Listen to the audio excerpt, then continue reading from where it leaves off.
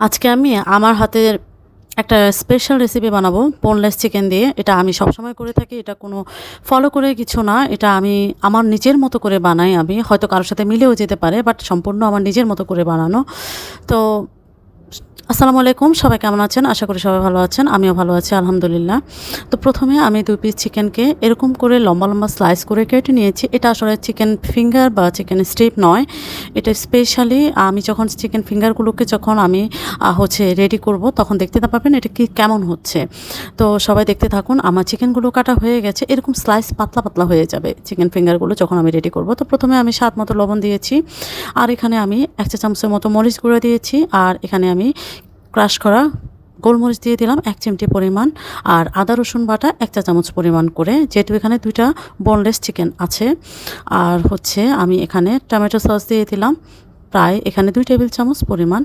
আর এরপরে আমি দিয়ে দিচ্ছি সয়া সস, এখানে প্রায় ১.৫ চা চামচ পরিমাণ সয়া সস দিয়ে দিলাম। এই তো এটা দিয়ে আমি ভালো করে মিক্সড করে নেব। মিক্সড করা হয়ে গেলে এরপর আমি উপর থেকে একটা ডিম ভেঙে দিব। এটাই হচ্ছে মেন উপকরণ। এই যে ডিম, আমি এখনই ডিমটা ভেঙে দিব, কারণ ডিমটা আমি পরে দেওয়ার আরেকটা কারণ হচ্ছে মশলাটা যেন চিকেনের সাথে ভালোভাবে লেগে যায়। এই জন্য আমি ডিমটা প্রথমে দেইনি, প্রথমে মানে মশলাটা ভালো করে লেগে গেলে তারপরে আমি ডিমটা দিলাম। দিয়ে ভালো করে মিক্সড করে নিতে হবে, যাতে ভালো মতন মশলার সাথেও মিক্সড হয়ে যায়। এরপরে আমি এটাকে 30 মিনিটের জন্য রেস্টে রেখে দিব। তারপর ফিরে আসলাম 30 মিনিট পর। এরপরে আমি এই চিকেনগুলোর মধ্যে এখানে আমি ২.৫ টেবিল চামচ পরিমাণ কর্নফ্লাওয়ার দিয়ে দিব। কর্নফ্লাওয়ার পরিবর্তে আপনারা ময়দাও দিতে পারেন, কোনো সমস্যা নেই। আর আমি ময়দা দিয়ে ভালো করে মিক্সড করে নিচ্ছি। দেখেন মিক্সড করা হয়ে গেলে এরপরে এটাকে মূল ইয়েতে যাব। আমি এখানে আমি এখানে ব্রেড ক্রাম্ব নিয়ে নিয়েছি। আপনারা চাইলে বিস্কিটের গুঁড়া নিতে পারেন। ব্রেড ক্রাম্বটা এটা কেনা পাওয়া যায়, এটা তো সবাই আমরা জানি প্যাকেটে কেনা পাওয়া যায়। তো আমি এই ব্রেড ক্রাম্বটা দিলে কালারটা অনেক বেশি সুন্দর হয়, এজন্যই এটা দেওয়া। আমি বেসিক্যালি কেন বলছি এটা স্পেশাল চিকেন, আপনারা এখনই দেখতে বুঝতে পারবেন। এটা মেইনলি এটা যখন আমি এরকম চেপে, চেপে করব, তখন দেখবেন এটা একটা মানে চিকন ফিঙ্গারের চেয়ে এটা পাতলা হয়ে চ্যাপ্টা ধরনের হয়ে যায় যখন আমি চেপে, চেপে করতে যাব। যেহেতু চিকেনটা একটু নরমই থাকে, দেখেন এইরকম একটা শেপ হবে লম্বা, লম্বা। আর ভাজলে খেতে এতটাই মজা হয়, আপনারা বিশ্বাস না হলে একবার হলেও বানিয়ে ট্রাই করে দেখবেন। তা আমি এভাবে করে আরও একটা বানিয়ে দেখাচ্ছি যে চ্যাপ্টাটা কেন হয়। এই চিকেনটা আসলে কাটার সময় মনে হয় লম্বা, লম্বা, কিন্তু আপনি যখন এরকম প্রসেস করতে যাবেন তখন ঠিকই এটা একটা চেপে, চেপে করার পর একটা চ্যাপ্টা আকারে শেপ হয়ে যায় লম্বা হয়ে। তো এটা আসলে বেসিক্যালি আমার কাছে অনেক বেশি ভালো লাগে। পাতলা হয় আর খেতে অনেক বেশি ক্রিস্পি থাকে, অনেকক্ষণ ক্রিস্পি থাকে। তা আমার সবগুলো রেডি হয়ে গেছে। এরপরে আমি মানে ভেজে নিব ডুবো তেলে।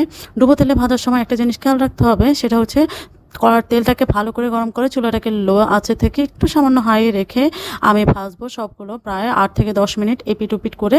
কিন্তু তোলার আগে ২-৩ মিনিট আগে হাই হিট করে রাখবো, তখন তেলটা ছেড়ে আসবে, তখন চিকেনের গায়ে আর তেলটা লেগে থাকবে না। এটা মূল কথা ভাজার। তো আমার এটা মোটামুটি এপিট ওপিট ভাজলে রেডি হয়ে যাবে চিকেনের স্পেশাল আইটেমটা রেডি হয়ে যাবে।